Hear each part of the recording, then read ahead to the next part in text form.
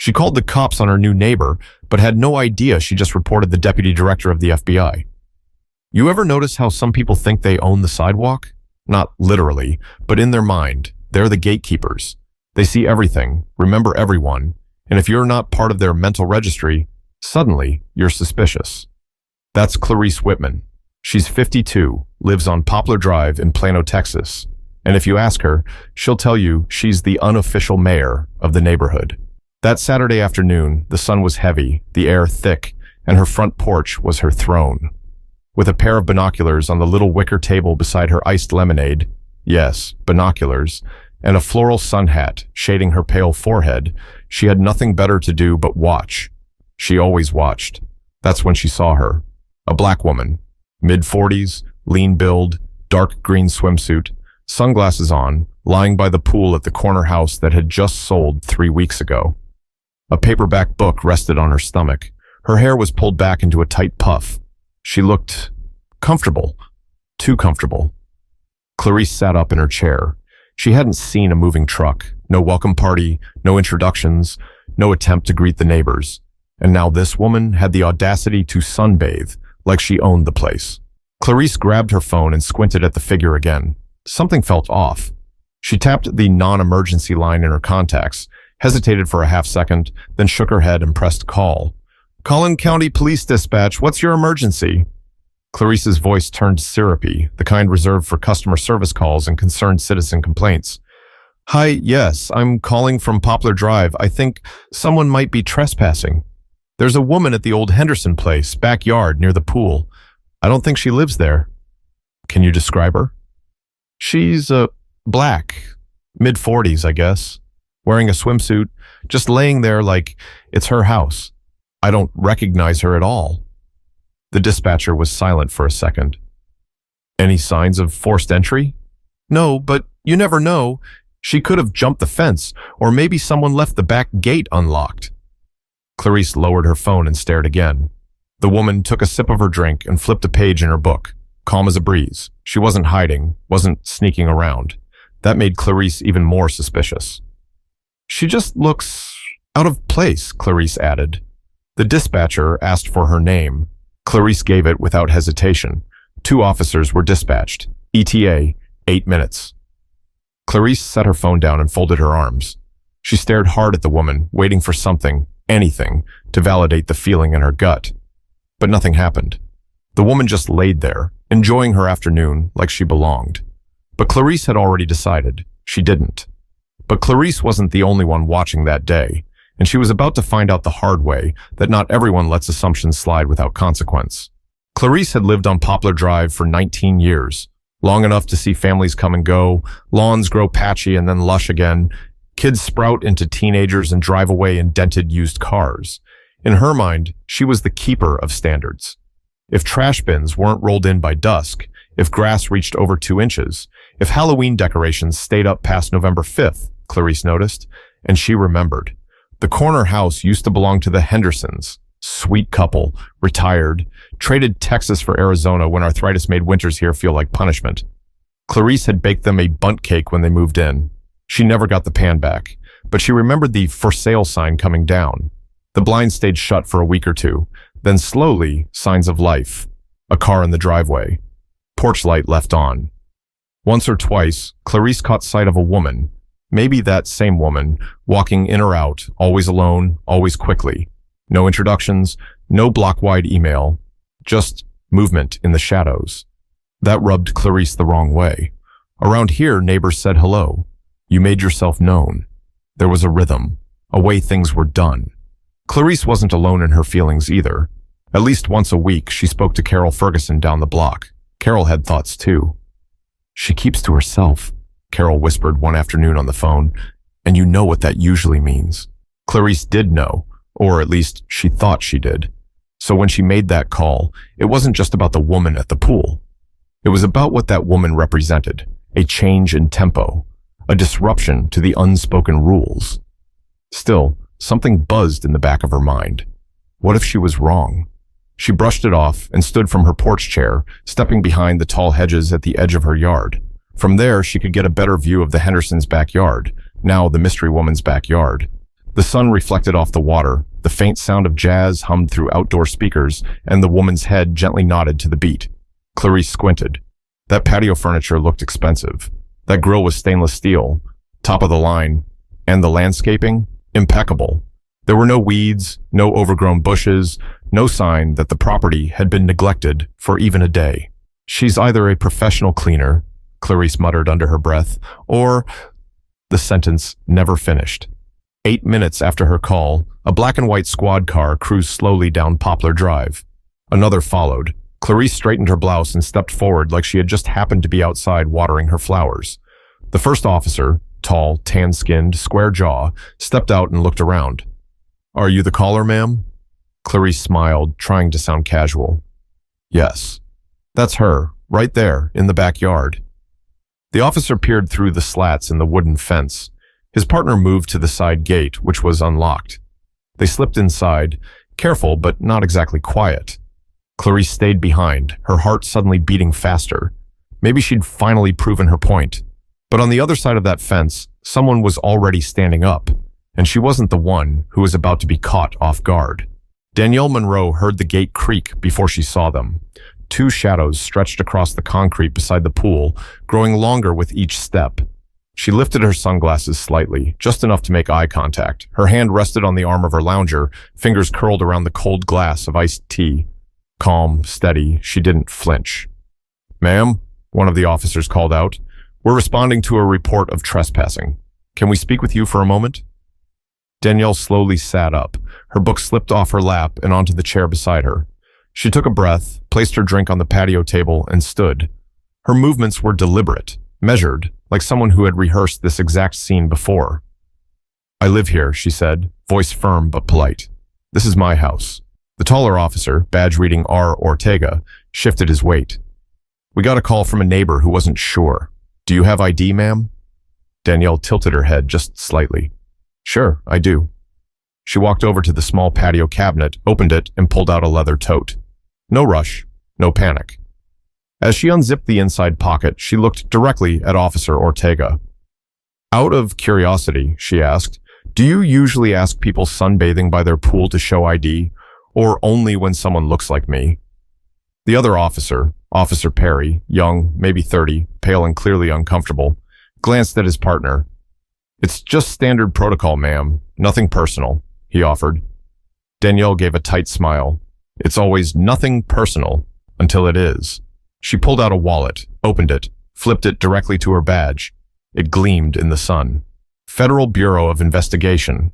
Deputy Director Ortega blinked, took half a step back. Danielle didn't move. She watched them. Not angry, not smug, just tired. "I bought this house 3 weeks ago," she said.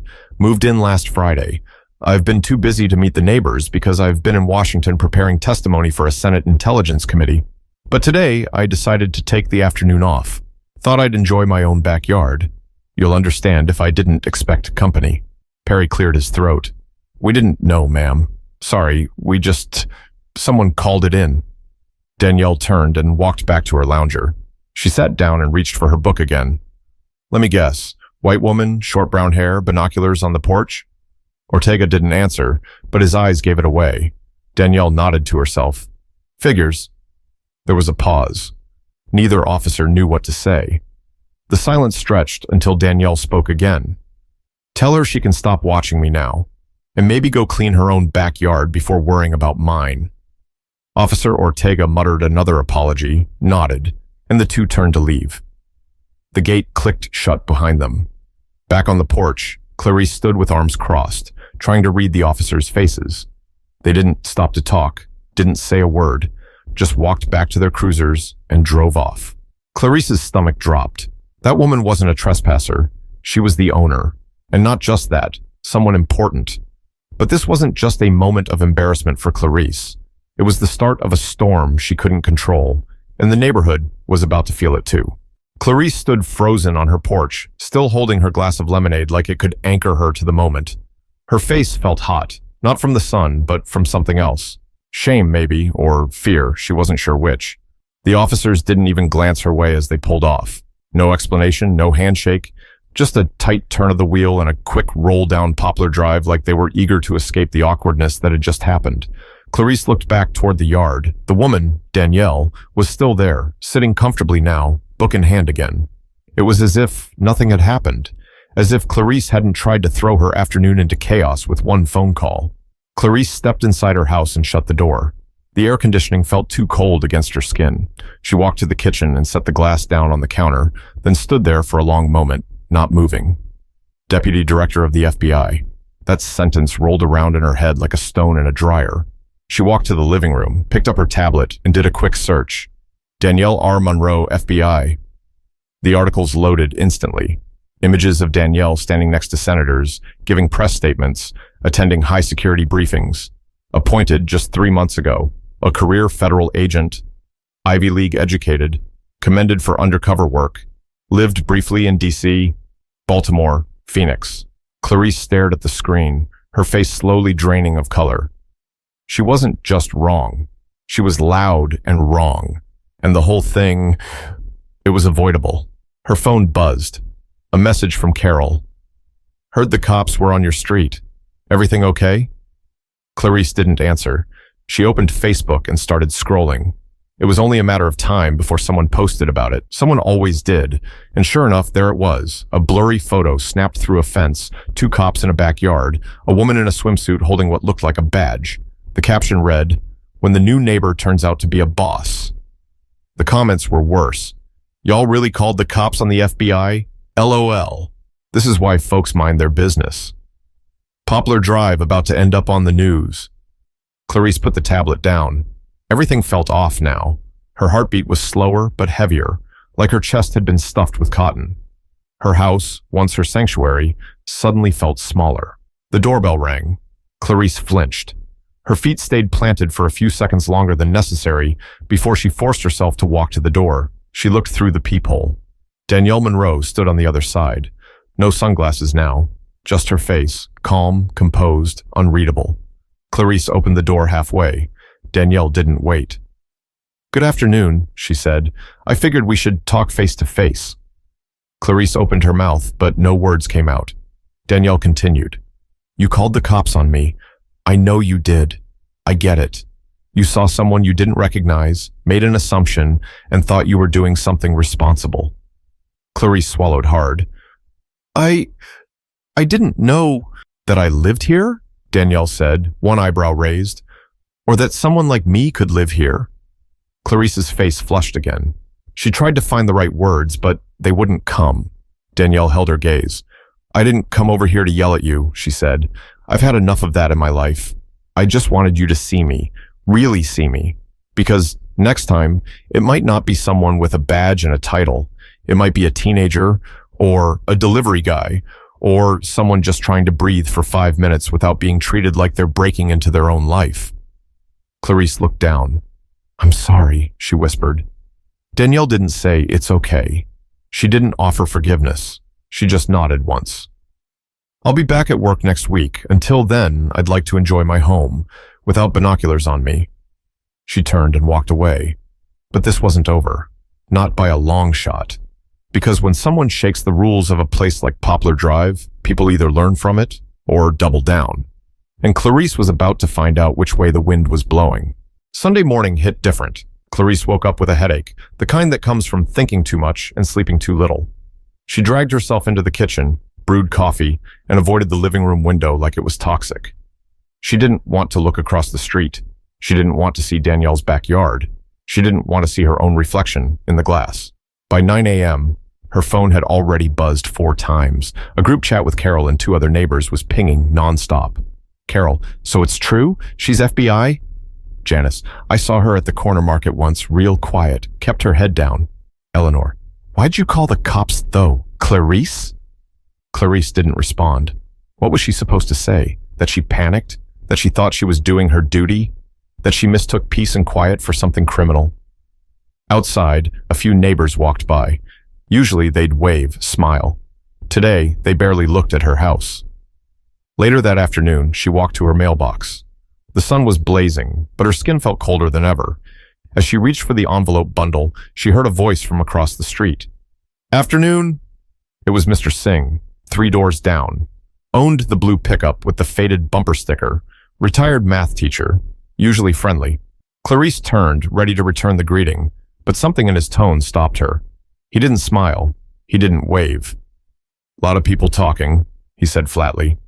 "I told my daughter to Google your name. Said if someone was going to call the cops over sunbathing, she ought to know what kind of place she's visiting." Clarice opened her mouth, but Mr. Singh had already turned away. Inside, she sat at her dining room table and stared out the front window. Her block, the one she'd always tried to keep in order, was now moving without her, like she wasn't part of it anymore. The doorbell rang again. Clarice froze, but it wasn't Danielle this time. It was Officer Ortega. She opened the door slowly. "Afternoon, Ms. Whitman," he said. "Just wanted to follow up about yesterday's call and clarify something." Clarice blinked. "Okay. You should know, every time someone files a report like that, especially when there's no threat, no crime, and it turns out to be nothing, it's recorded and flagged." She stiffened. "Flagged?" He nodded. "Yes, ma'am.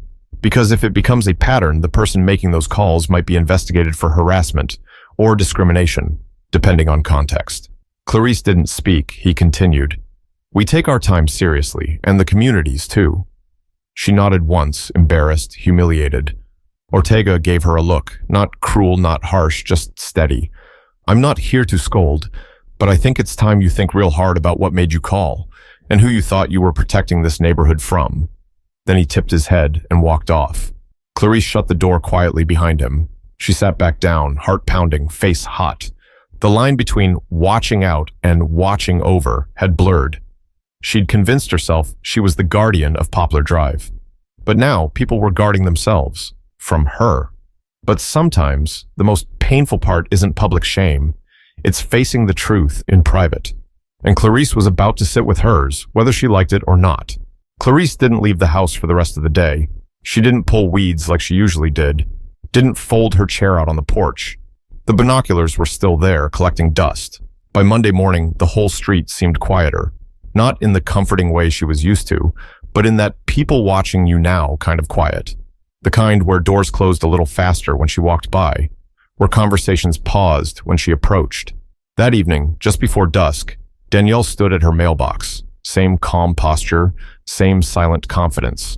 But this time, she wasn't alone. A few neighbors had gathered. Mr. Singh, the Lopez kids riding scooters, even Carol, pretending to fix her roses while peeking over the fence.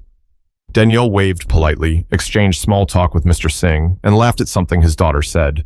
Clarice watched from behind her curtain, her stomach tight. Danielle saw her. They locked eyes, only for a moment. But it was enough. Later that week, an email went out to the entire block. Danielle had offered to host a neighborhood meet and greet that Saturday afternoon. Snacks, music, conversation. The message read, "Let's get to know each other beyond the window pane." Clarice didn't RSVP, but when Saturday came, she stood by her front door, dressed and ready, just in case. And after nearly 20 minutes of pacing and guilt, she finally stepped outside. She walked across the street carrying a plate of lemon bars wrapped in foil. Her hands trembled, and every step felt like walking into a courtroom. Danielle saw her coming. This time she smiled, a real one. It wasn't warm, exactly, but it wasn't cold either. It was something in the middle. Real. Clarice offered the plate. "They're homemade." Danielle took them without breaking eye contact. "Thank you." There was a pause. Then Clarice, her voice barely above a whisper, said, "I had a lot of excuses. None of them were good." Danielle nodded slowly. Acknowledging it is a start. Clarice looked down, then back up. "You didn't have to invite me." "I didn't," Danielle said, "but I figured you needed it more than anyone." That line hit hard, but it didn't sting. It landed exactly where it should. Clarice stood beside her for the next hour, listening to conversations she'd never thought she'd be part of. She learned Danielle had nieces in Dallas, that she loved spicy food, that she once worked undercover at a pharmaceutical company for 9 months straight. And for the first time in a long time, Clarice felt like she was learning instead of judging. Because here's the truth. It's easy to build fences in your head. Easy to think you're the center of a place just because you've been there the longest. But the world doesn't spin around your comfort. And neighborhoods aren't safer when you call the cops on what you don't understand. They're safer when you listen, when you check yourself before checking others. Danielle didn't have to extend that olive branch, but she did. And Clarice didn't have to take it, but she did. Because growth isn't about getting it perfect the first time. It's about choosing to do better next time. So if you've ever made a snap judgment about someone who didn't look like they belonged, ask yourself, belong to what exactly? And who gave you the right to decide? That's today's story. If it made you pause, reflect, or just see things from a new angle, share it. Talk about it. Because change doesn't happen in silence. It starts with conversations like these.